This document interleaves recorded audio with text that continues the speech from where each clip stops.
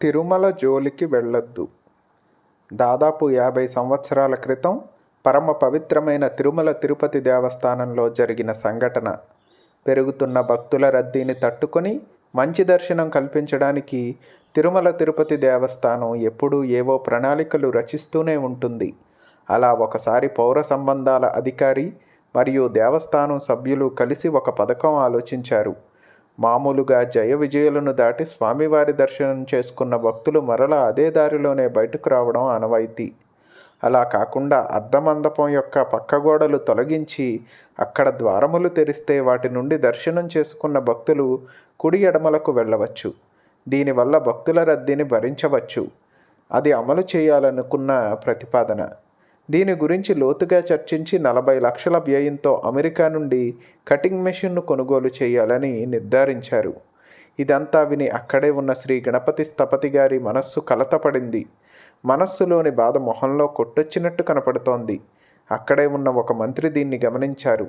స్వయంగా స్థపతి గారినే, ఎందుకు స్థపతి గారు మౌనంగా ఉన్నారు? ఈ నిర్ణయం మీకు సమ్మతమే కదా అని అడిగారు. నా అభిప్రాయాన్ని నేను చెప్పవచ్చునా అని అడగ్గా సరే అన్నట్టు తలూపారు మంత్రిగారు. దేవాలయ ఆగమ పద్ధతులను అనుసరించి 1000 ఏళ్ల క్రితం ఆగమ శాస్త్రంలో ఉద్దండులైన మహాత్ముల చేత కట్టబడింది ఈ దేవాలయం. గర్భాలయం ముందర ఉన్న అర్ధమండపం పరమ పవిత్రమైనది. దారి కోసమని ఆ మండపం గోడలను కూల్చడం సరైన పని కాదు. అలా జరిగిన పక్షంలో వెంకటేశ్వర స్వామి వారి పవిత్రత శక్తికి ఆటంకం ఏర్పడవచ్చు. ఈ పడగొట్టే ప్రణాళికను ఆపేయడం మంచిది అని ధైర్యంగా చెప్పారు. సభ్యులందరూ ఈ కొత్త ఆలోచనని అప్పటికే ఏకగ్రీవంగా ఆమోదించడంతో స్థపతి గారి మాటలను పట్టించుకోలేదు. దీన్ని కార్యరూపంలోకి తీసుకురావడానికి పనులన్నీ అక్కడే జరిగిపోయాయి. ఇక చేసేది లేక అందరి బలవంతం పైన స్థపతి కూడా సంతకం పెట్టవలసి వచ్చింది.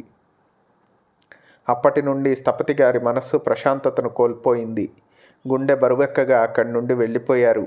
దీన్ని ఎలాగైనా ఆపాలని పరిపరి విధాల ఆలోచిస్తున్నారు. ఈ సమయంలో సాక్షాత్ పరమేశ్వర స్వరూపుడైన పరమాచార్య స్వామివారు తప్ప ఎవరూ సహాయం చెయ్యలేరని నిర్ణయించుకున్నాడు. వెంటనే మహాస్వామి వారి వద్దకు పరుగులు తీశాడు. కార్వేటి నగరం చేరేటప్పటికి ఉదయం అయ్యింది. బాధపడిన మనస్సుతో పరమాచార్య స్వామివారిని దర్శించగానే కళ్ళ వెంట అదే పనిగా నీరు వస్తోంది. మహాస్వామివారు వేళ్లను నుదిటిపై 3 నామాల వలె చూపిస్తూ అక్కడి అంటే తిరుమల నుండే వస్తున్నావా అని అడగడంతో కాస్త కుదుటపడ్డాడు. అవును అని మహాస్వామి వారితో తన బాధనంతా చెప్పుకుందామని నోరు తెరవగానే చేతిసైగ ద్వారా ఆగమన్నారు స్వామివారు. ఇప్పుడు ఏమీ చెప్పాల్సిన అవసరం లేదు. ముందు వెళ్ళి ఏమైనా తిను. తల్లి ప్రేమ కంటే గొప్పది ఇంకేదైనా ఉందా అంటే అది పరమాచార్య స్వామివారి కరుణ మాత్రమే. ఎందుకంటే ఆ తల్లి ప్రేమకు మాత్రమే తెలుసు స్థపతి 2 రోజులుగా ఏమీ తినకుండా మదనపడుతున్నాడని. మఠ సేవకుణ్ణి పిలిచి ఏదైనా హోటలుకు తీసుకుని వెళ్ళి కడుపు నిండా ఆహారం పెట్టించు అని స్థపతితో పాటు పంపారు. ఆ సమయంలో కేవలం 1 హోటల్ మాత్రమే తెరిచి ఉంది. హోటల్ ఓనర్తో స్థపతి గారికి పెట్టిన ఆహారానికి పరమాచార్య స్వామివారు డబ్బు కడతారు అని చెప్పగా పరమాచార్య స్వామివారు పంపిన వారికి ఆహారం ఇవ్వడం నా పూర్వజన్మ సుకృతం అని సిద్ధంగా ఉన్న వివిధ రకాలైన ఆహార పదార్థాలను వడ్డించారు. తిన్న తరువాత వెళ్ళి పరమాచార్య స్వామివారి ఎదుట నిలబడ్డారు. ఇప్పుడు చెప్పు అని స్థపతి చెప్పిన విషయాలను మొత్తం విని అలా గోడలను తొలగిస్తే ఏమవుతుంది అని అడిగారు. తిరుమల ఆలయంలో ఏ మార్పు అయినా పరమాచార్య స్వామివారికి చెప్పిన తరువాతనే అమలుపరుస్తారు. కానీ ఇప్పుడు ఈ విషయాన్ని మీకు చెప్పలేదు.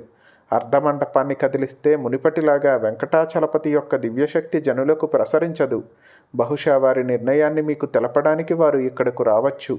అప్పుడు మీరు దీనికి అనుమతి ఇవ్వవలదు అని పరమాచార్య స్వామి వారిని ప్రార్థించాడు. మానవజాతినే ఉద్ధరించడానికి ఈ భూమిపై అవతరించిన మహాస్వామి వారు తమ చల్లని చిరునవ్వుతో అంతా నీవు అనుకున్నట్టుగానే జరుగుతుంది, చింతవద్దు అనే అభయమిచ్చారు. కొద్దిగా మనోవేదన తగ్గడంతో స్థపతి అక్కడి నుండి వచ్చేశారు. బాగా అలసిపోవడం వల్ల ఆ రాత్రి బాగా నిద్రపట్టింది. ఎవరో తనని నిద్రలేపుతున్నట్టు అనిపించడంతో హఠాత్తుగా అనిపించసాగింది. భయంతో లేచి చూస్తే అక్కడ ఎవ్వరూ లేరు. కానీ తన అలసట బాధ అంతా తీరిపోయి చాలా ఉల్లాసంగా అనిపించింది. వెంటనే అప్పటి ఆంధ్రప్రదేశ్ ముఖ్యమంత్రి శ్రీ కాసు బ్రహ్మానందరెడ్డి ఇంటికి పరిగెత్తాడు. గేటు దగ్గర ఉన్న సెక్యూరిటీ గార్డు స్థపతి గారిని గుర్తుపట్టి ఆశ్చర్యంతో ఇంత ఉదయం రావాల్సిన పనేమిటని అడిగాడు. వెంటనే తాను ముఖ్యమంత్రి గారిని కలవాలని చెప్పాడు. ముందస్తు సమాచారం లేనందున అతను అందుకు ఒప్పుకోలేదు. కానీ తిరుపతి గణపతి స్థపతి అంటే ఎవరో అందరికీ తెలిసినదే కాబట్టి వారి కోరికను మన్నించడానికి ఒక అధికారి సమాయత్తమయ్యాడు. అయ్యా, ఒక పని చేద్దాం. సరిగ్గా 4:30కి కాఫీ తాగడానికి ముఖ్యమంత్రి గారు కిందకి వస్తారు. కిందకి వచ్చి హాల్లోకి వెళ్ళేటప్పుడు వారు మిమ్మల్ని చూస్తే సమస్య లేదు. లేదంటే మీరు ఉదయం దాకా ఆగవలసిందే అని చెప్పాడు. పరమాచార్య స్వామి వారు ఖచ్చితంగా దారి చూపిస్తారు అనే నమ్మకంతో స్థపతి గారు అక్కడే నిలబడ్డారు. ముఖ్యమంత్రి గారు మెట్లు దిగుతూ వాకిట్లో నిలబడ్డ స్థపతిని చూశారు. ఏంటి గణపతి, ఇంత ఉదయాన్నే అని అడిగి లోపలికి రమ్మన్నారు. తిరుమల దేవాలయానికి ప్రమాదం అంటూ మొదలుపెట్టి మొత్తం జరిగిన విషయాన్నంతా చెప్పారు. స్థపతి చెప్పిందంతా విన్న తరువాత ముఖ్యమంత్రి గారి ముఖంలో కోపం కనపడింది. వెంటనే దేవాలయ వ్యవహారాలు చూసే మంత్రిని సంప్రదించారు. మొన్న తిరుమలలో ఏం జరిగిందని అడిగారు. ఓ అదా, మీతో ఆ విషయం మాట్లాడదామనే మొత్తం వివరాలతో సిద్ధం అవుతున్నాను అని బదులిచ్చాడు మంత్రి. ముఖ్యమంత్రి గారు కోపంతో, నేను అడిగింది ఏం జరిగింది అని మాత్రమే. ఈసారి ప్రశ్న చాలా సూటిగా వచ్చింది. మొత్తం తమ ప్రణాళికను వివరించారు మంత్రి గారు.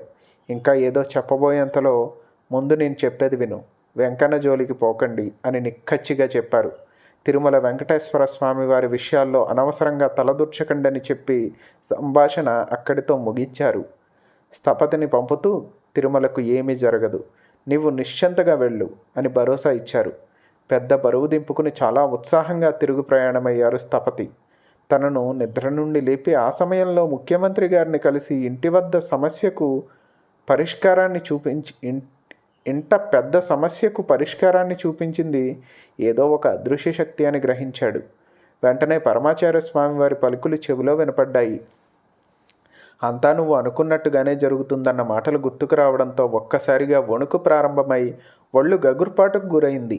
వరుసగా జరిగిన ఈ సంఘటనలన్నీ కేవలం మహాస్వామి వారు ఆశీస్సుల వలన మాత్రమే అని తలచి ఆ ఉషోదయ సమయంలో స్వామివారిని తలచుకుని పులకించిపోయాడు. అపార కరుణాసింధుం జ్ఞానదం శాంతరూపిణం శ్రీ చంద్రశేఖర గురుం ప్రణమామి ముదాన్వహం.